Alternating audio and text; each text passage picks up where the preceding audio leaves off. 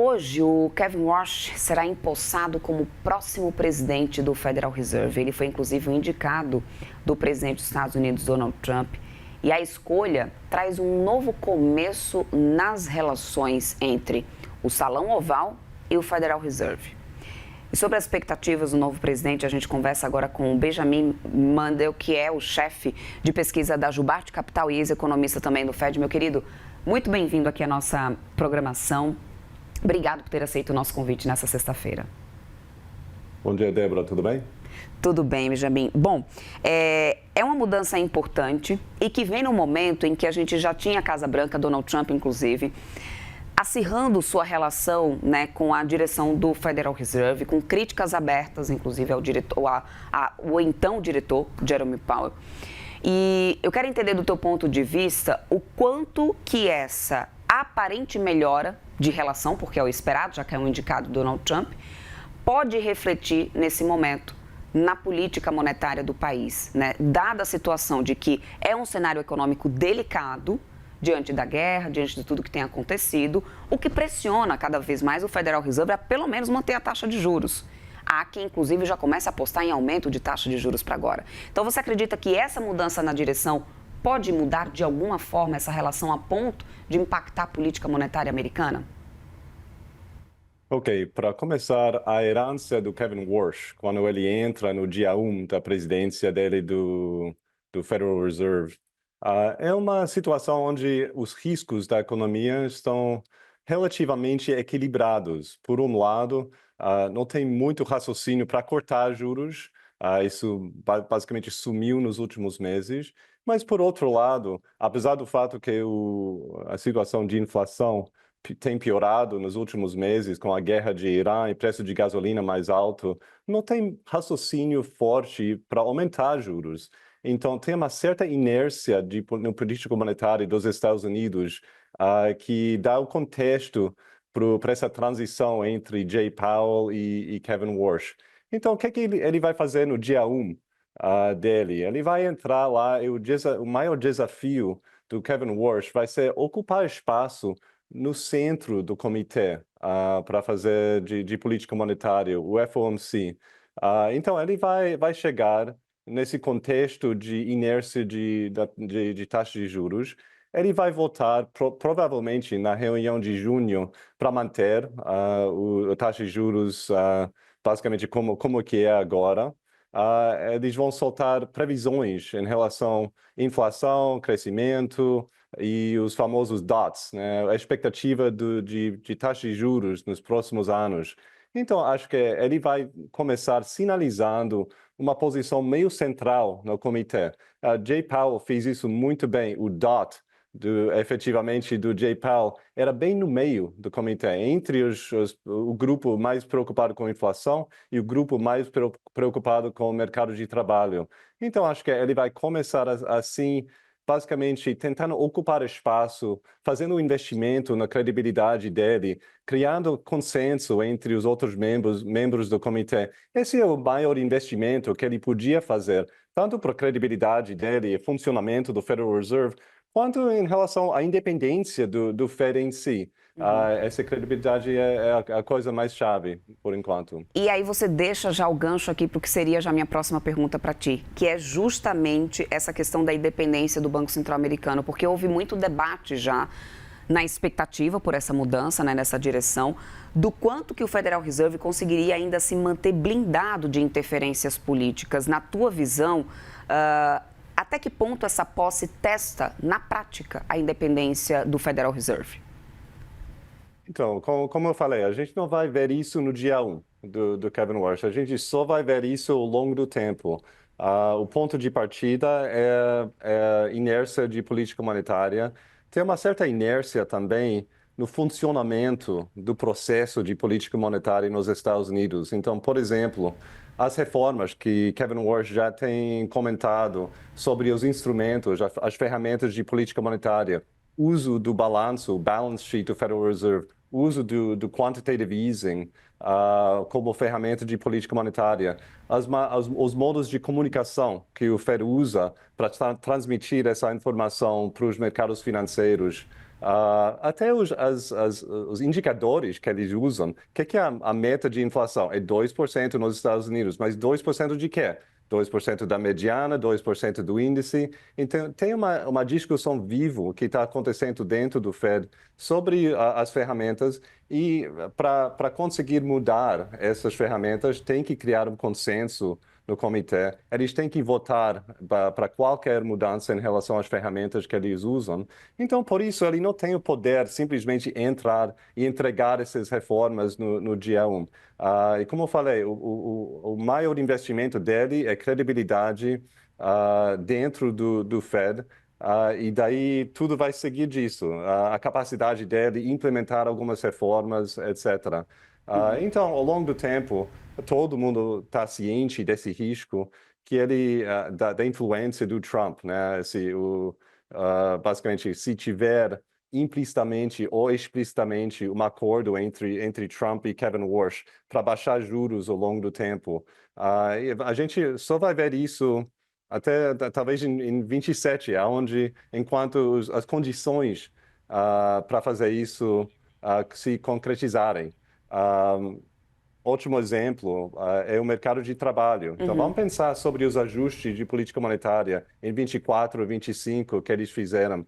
Cada vez tinha um estresse, uma preocupação com o mercado de trabalho, com desaceleração na economia real.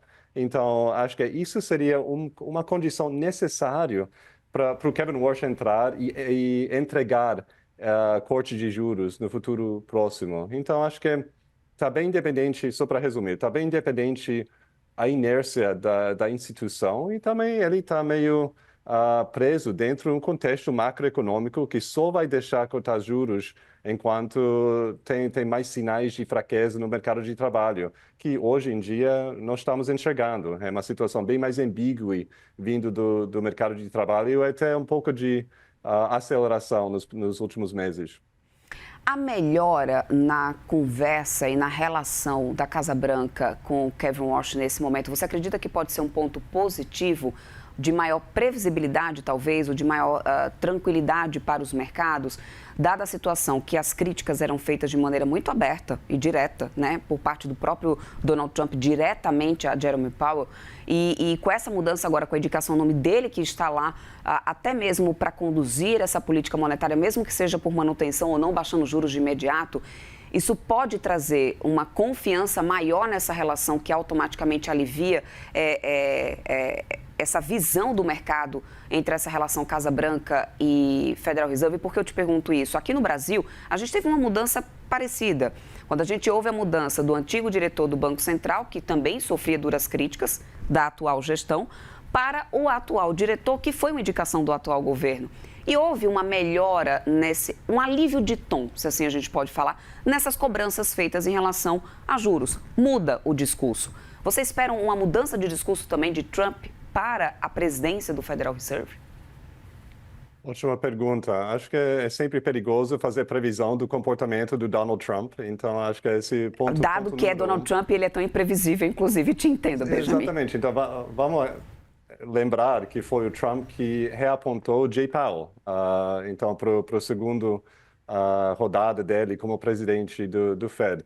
Então, acho que tem acho que talvez teria um período de lua de mel para o Kevin Warsh, onde o Donald Trump vai diminuir as críticas da instituição, enquanto ele deixa ele chegar lá e estabelecer a posição dele como chair e o poder dele dentro do comitê para gerar consenso. Mas no médio prazo, a gente vai ver. Alguma coisa relacionada a isso.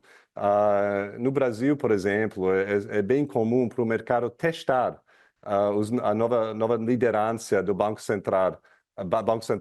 Ou seja, se tiver algumas dúvidas sobre independência, sobre qualidade institucional, o mercado vem testando essas dúvidas com taxa de juros mais alto e basicamente atrapalhando a função de política monetária. Vamos ver se isso acontecer nos Estados Unidos nos próximos meses. Eu creio que não, mas isso vai ser o primeiro indicador que tem algumas dúvidas em relação E quanto ao relacionamento entre a Casa Branca e o Federal Reserve, quanto a dúvidas sobre independência no modo geral e a capacidade do Fed lidar com esses desafios no curto prazo. Já bem, falamos muito aqui sobre essa expectativa, esse olhar da Casa Branca para o Kevin Roche, mas agora mudando um pouco o ponto de vista, indo para o que o mercado, como que o mercado enxerga o Kevin Roche nesse momento. Algumas apostas já estão sendo formadas, como eu falei logo no início do nosso papo, para até aumento de juros ainda nesse ano pelo Federal Reserve. Mesmo não tendo, aí, como você já antecipou um pouco para a gente, não tendo muito fundamento para poder voltar a subir juros nesse ano, isso revela que o mercado financeiro vê um Kevin Roche muito mais hawkish do que o Donald Trump?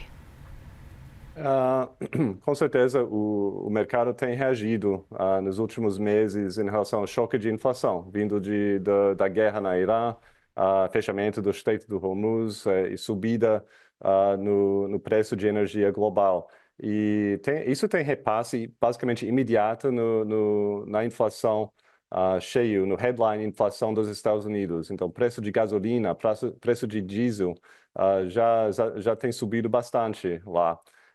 Então, o que o mercado está precificando agora? O mercado está olhando para frente e tem uma alta de preço de taxa de juros precificado no início de 27. Então, o que isso está sinalizando? O mercado financeiro está sinalizando que, basicamente, a possibilidade de cortar juros diminuiu bastante nos últimos meses. Então, esse é número um.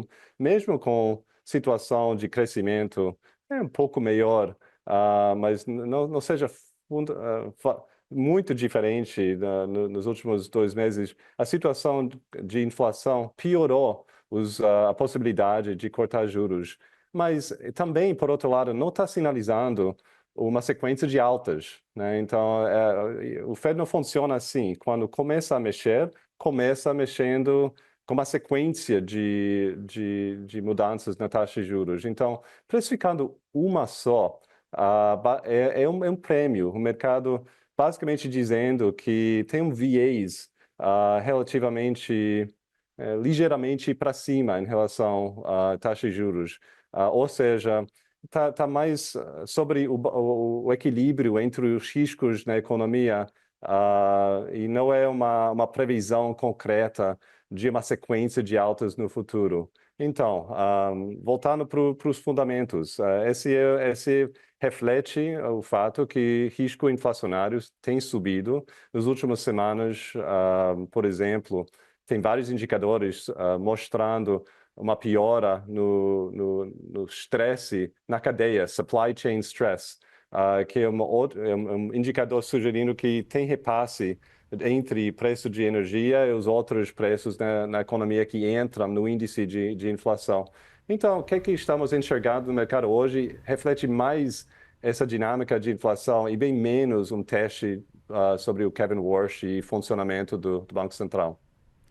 Perfeito, quero muito agradecer seu tempo aqui conosco. Conversamos com o Benjamin Mandel, que é chefe de pesquisa da Jubarte Capital e ex-economista do Federal Reserve. Meu querido, muito obrigada pelo seu tempo. Bom final de semana para você, até uma próxima. Muito obrigado a vocês, bom final de semana. Até mais.